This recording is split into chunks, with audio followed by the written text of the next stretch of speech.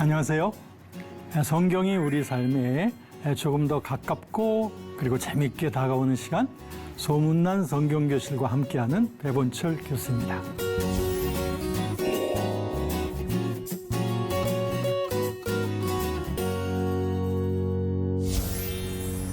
지난 시간 여러분 기억하시나요? 이스라엘과 그리고 이방인을 대비시켜가면서 인류를 구원하기 위한 하나님의 그 구원 계획에 대해서 살펴보았습니다. 이어서 오늘 여러분과 나눌 그런 내용은요, 특별히 성령과 동행하는 삶이 우리의 교회 생활은 어떻고, 우리의 가정 생활, 그리고 사회 생활, 그리고 대인 관계는 어떻게 열매를 맺게 되는지에 대해서 살펴보도록 할 겁니다.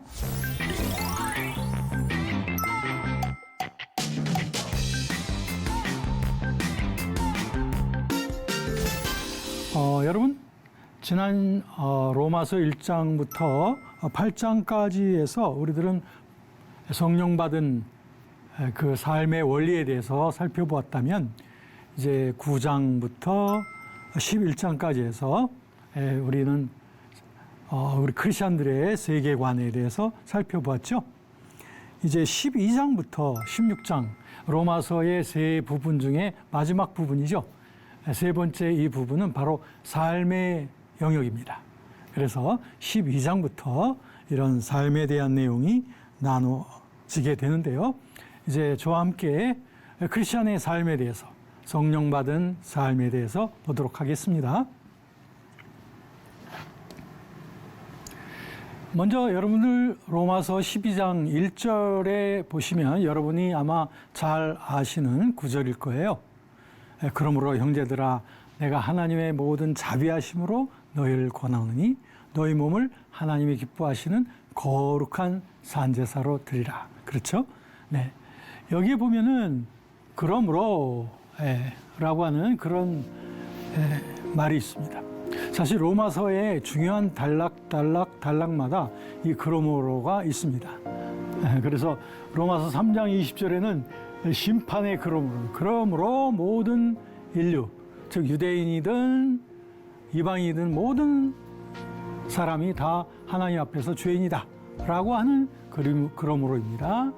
그러고 로마서 5장 1절은 그러므로 그리스도 예수 안에 있으면 누구든지 다 의롭다함을 받는다 라고 하는 칭의의 그러므로다.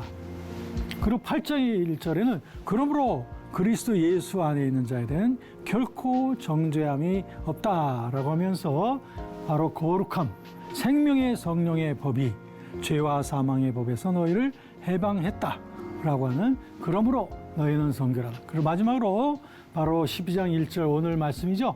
이거는 헌신된 삶의 그러므로 너희 몸을 주님께 드려라. 그죠? 너의 몸을 하나님이 기뻐하시는 산제물로 드리라. 자, 여기서 참다운 헌신된 삶이야말로 성령과 동행하는 삶의 가장 기본적인 우리의 준비입니다. 나의 삶을 주님이 다스리시도록 드리는 것, 몸을 드리는 겁니다. 여기서 몸이라고 하는 건 내 육체만을 말하는 게 아니라 나의 삶 전체를 말하는 거죠. 몸을 주님께 드리면 이제부터는 내 몸이 아니죠. 그리스도의 몸입니다. 그리스도의 것이 되는 거죠. 이게 consecration, 이것이 우리의 성별, 거룩하게 구별되어지는 거, 굉장히 중요한 헌신의 첫 번째 요소입니다. 그리고 두 번째는 마음의 변화를 받게 되는 거예요. 내 몸을, 삶을 주님께 드리고, 그리고 진리로 말미암아, 하나의 말씀으로 말미암아, 성령으로 말미암아 살아가게 되면 우리 마음이 변화가 되어지는 거죠. sanctification, 성결입니다. 마음이 정결해지는 거예요.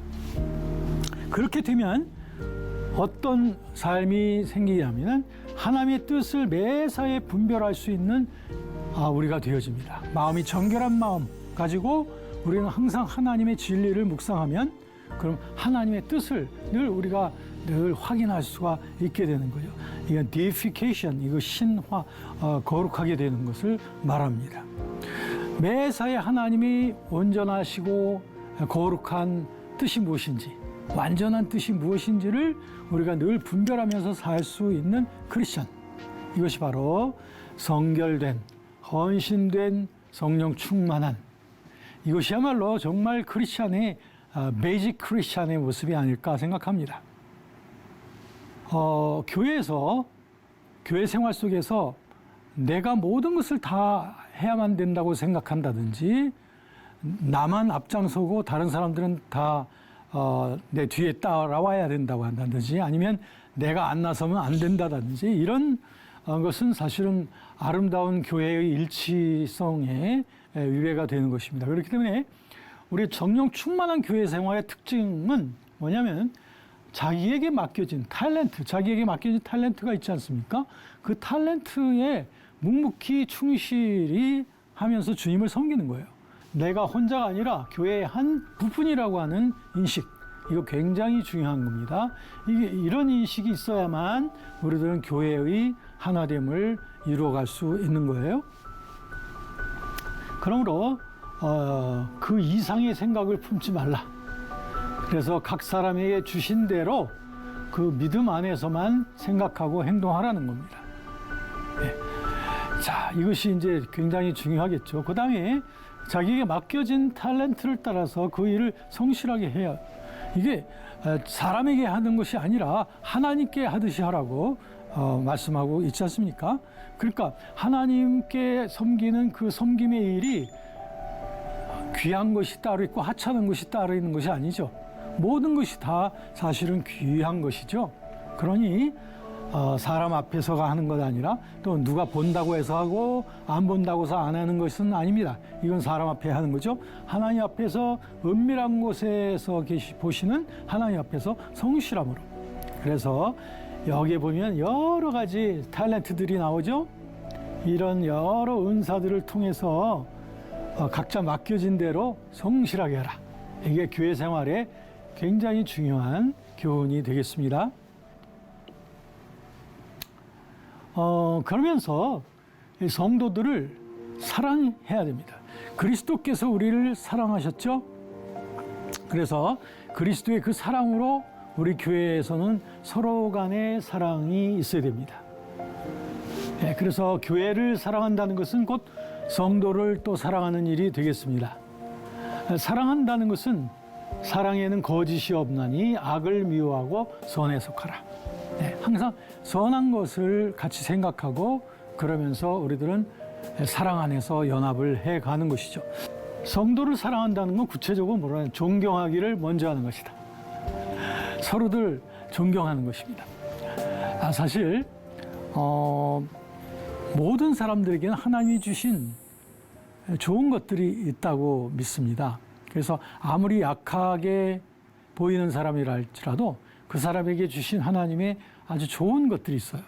그러므로 우리들은 교회 안에서 성도들을 대할 때에 그들의 외모라든지 또 세상에서의 지위나 또 학력이라든지 또는 뭐 금전, 내 많고 적음, 이런 것들을 가지고 사람을 평가해서는 아니 되는 거고, 우리들은 교회 안에서 모든 성도들을 볼 때 그들 속에 계시는 하나님을 먼저 우리가 믿음의 눈으로 봐야 되고, 그래서 그분들을 존경함으로 섬겨야 됩니다. 마치 하나님을 존경하는 마음으로 그분들을 섬기면서 그들 속에 있는 좋은 것들을 우리가 볼 줄 알아야 됩니다. 왜? 하나님은 선하신 분이셔서 모든 사람들에게 그 아름다운 것들을 넣어주셨단 말이에요. 그래서 그런 눈으로 우리가 교회의 성도들을 바라보게 되면 모든 사람들로부터 우리가 배울 게 있고, 또 모든 사람들에게 로 인하여 그 존경받을 만한 일들이 모든 사람들에게 있다고 하는 것을 우리가 깨닫게 됩니다. 그래서 성경에 보면 그런 말씀이 있죠. 나보다 남을 낮게 여기라. 이렇게 말씀해요. 나보다 남을 낮게 여겨라. 이렇게 우선 믿음으로 그렇게 해야 되겠죠. 그래서 하찮은 사람으로 여기시면 안 된다.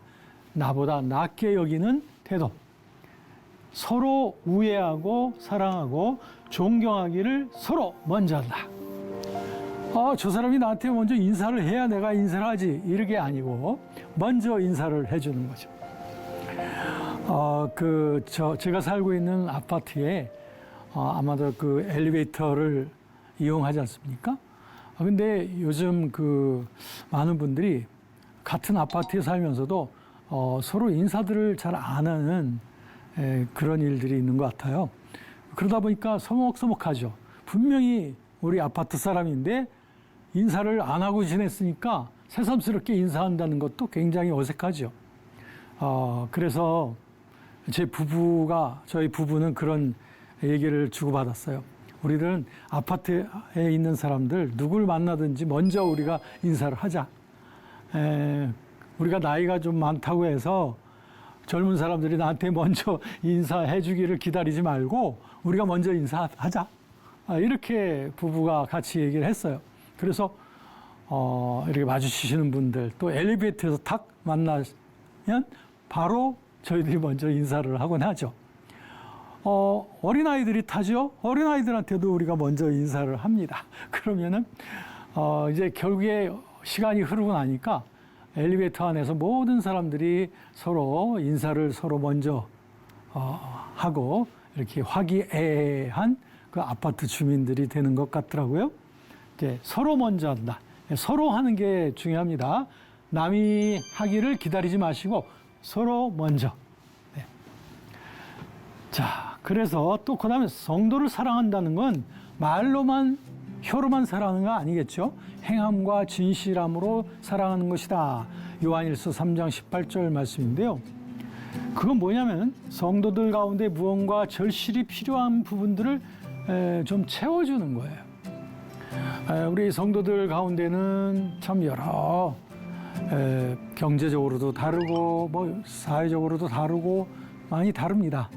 성도들. 그래서 약하고 또 병들고 또 부족한 이런 분들에게 우리가 은밀하게 이런 사랑의 손길로서 쓸 것을 공급해주고 하는 일, 이런 것은 교회의 사랑을 증진시키는 데 있어서 매우 중요한 일이라고 생각합니다. 여러분, 이 교회 생활에 대해서 성령 충만하십니까? 그러면 이런 교회 생활의 열매가 나타날 때 우리 교회가 얼마나 아름다워지고 힘 있는 교회가 되겠습니까?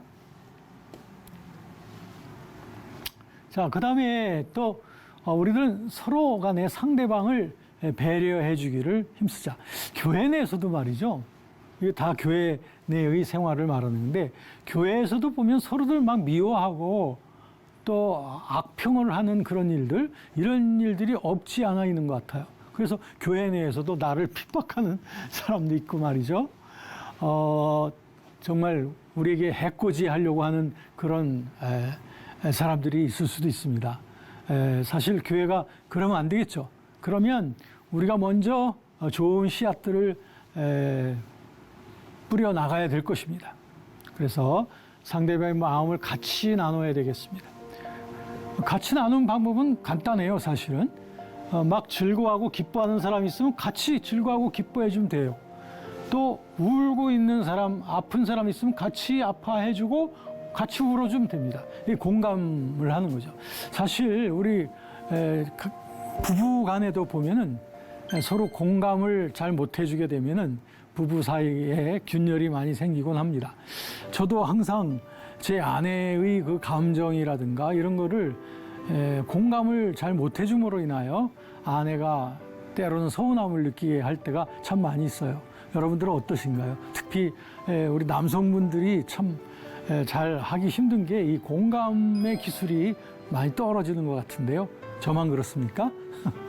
저는 그래서 이 공감, 첫째도 공감, 둘째도 공감, 셋째도 공감, 이 공감이 굉장히 중요하구나 하는 거를 많이 생각하게 되는데요. 교회 내에서도 마찬가지라는 거죠. 교회에서 공감해 주자.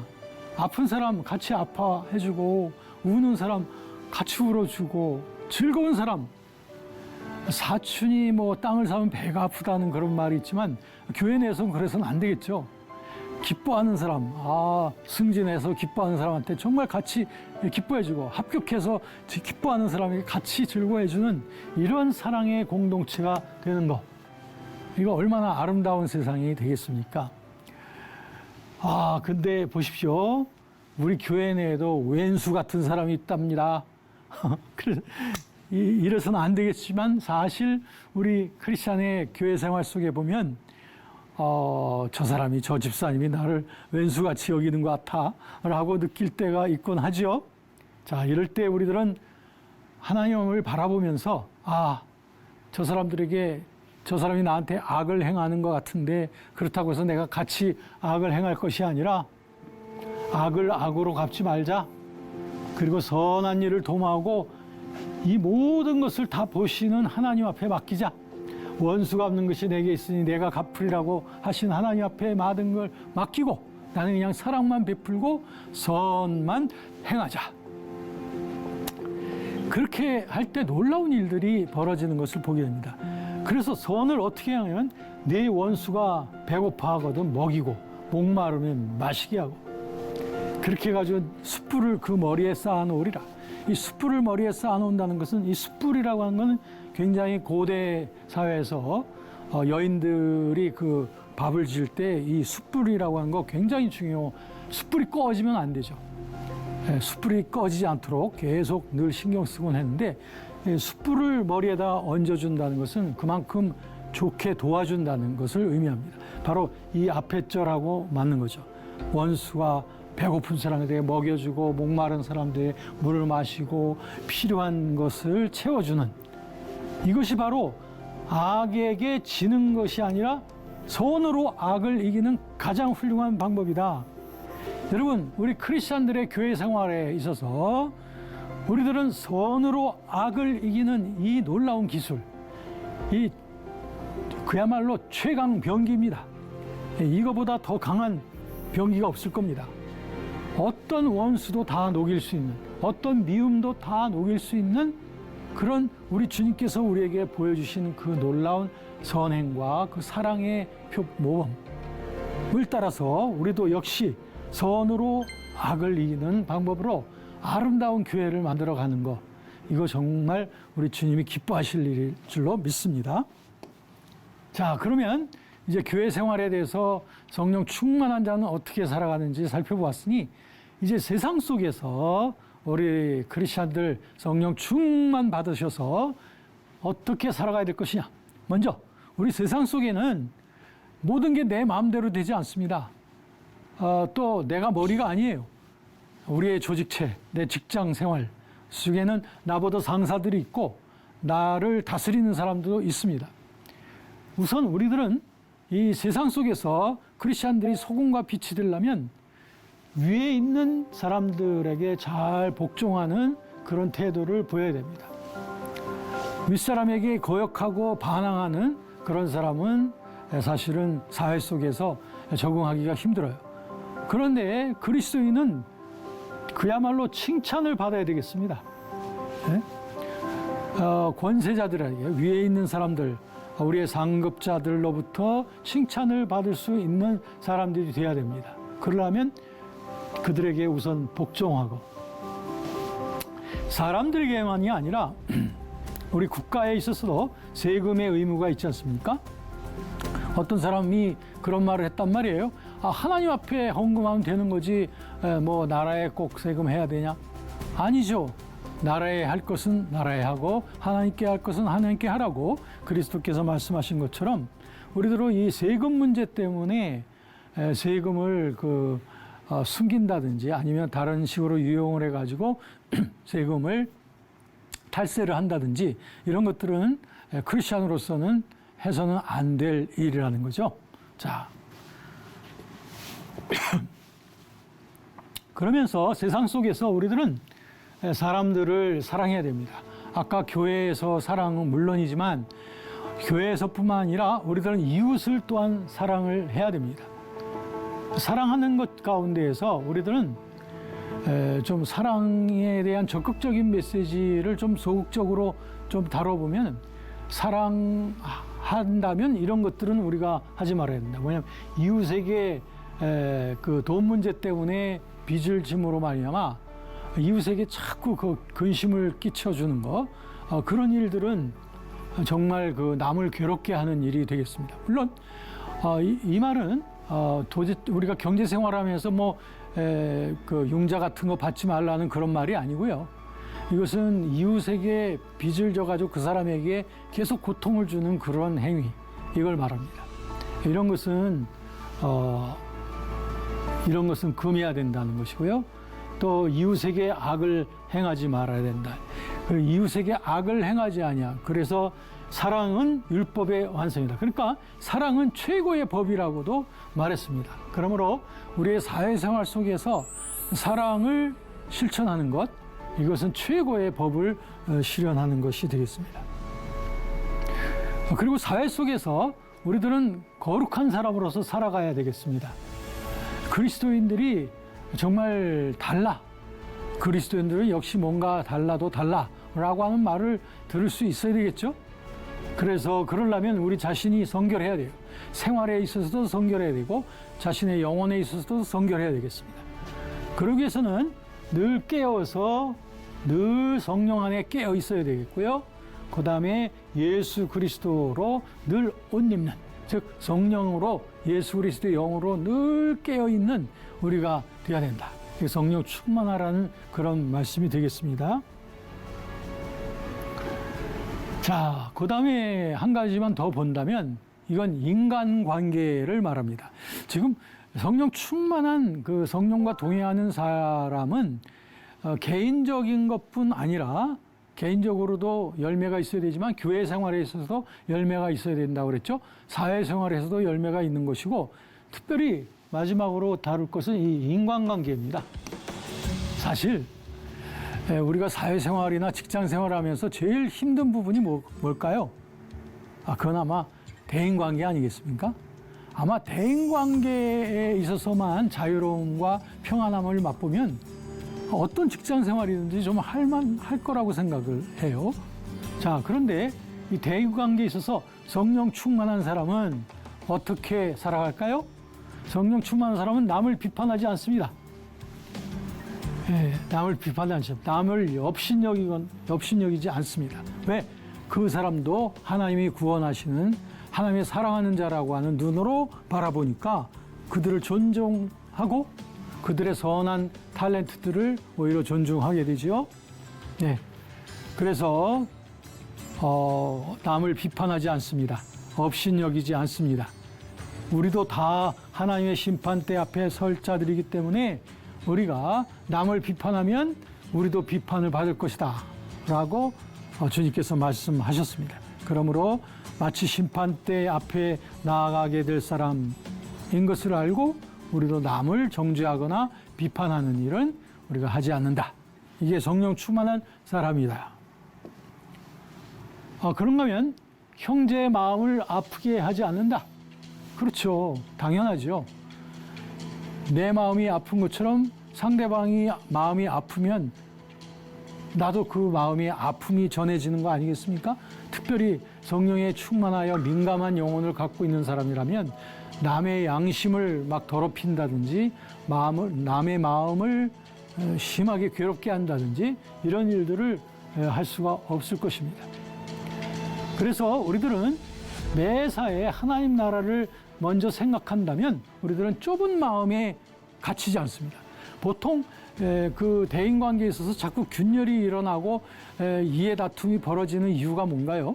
그것은 바로 아주 작은 일에 너무 우리가 이해관계에 매여 있기 때문에 그렇습니다. 우리가 눈을 확 넓혀서 하나님 나라를 생각할 필요가 있습니다. 사람들을 대할 때마다 하나님 나라를 바라보는 그 관점에서 사람들과의 대인관계를 하게 되면 하나님의 나라는 먹는 것이나 마시는 것 같은 그런 것이 아니라 하나님의 나라는 아주 커다란 성령 안에 있는 의와 평강과 희락의 나라다. 늘 그 안에서 살아가라는 그 말씀이 되겠죠.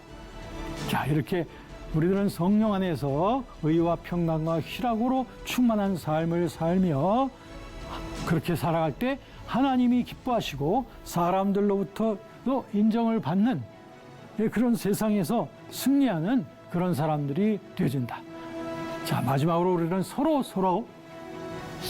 돕고 서로 용납하며 서로 기쁘게 하는 이런 아름다운 공동체성을 만들어가는 것, 이것이 우리 크리스천의 아름다운 신앙입니다.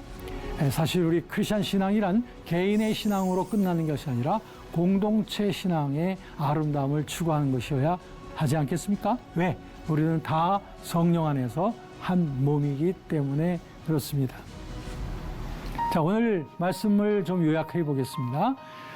성령 충만한 성령님과 동행하는 크리스천은 무엇보다도 하나님 앞에 자신을 드리는 이런 영적 예배, 내 몸을 드리는 온전한 헌신의 예배가 가장 중심이 되어지고, 거기에서부터 성령 충만한 교회 생활이 나오고, 세상에서의 승리가, 그 다음에 대인관계에서도 사랑으로서 승리하는 이러한 승리하는 크리스천들, 또 소금과 빛이 되어지는 크리스천들이 되어지는 줄로 믿습니다. 여러분, 오늘도 함께 해주셔서 감사하고요. 오늘 함께 나누신 내용은 또한 그 유튜브에서도 또 보실 수가 있게 되니까요. 궁금한 내용은 다시 보기로 확인해 주시면 되겠습니다. 다음 시간 말씀드릴게요. 다음 시간은 이제 로마서의 그 마지막 부분입니다. 그래서 특별히 성령과 세계 선교에 관하여 바울의 그 웅장한 파노라마를 함께 나누는 그런 시간이 되겠습니다. 여러분, 행복한 시간 되시고 다음 시간에 또 뵙겠습니다.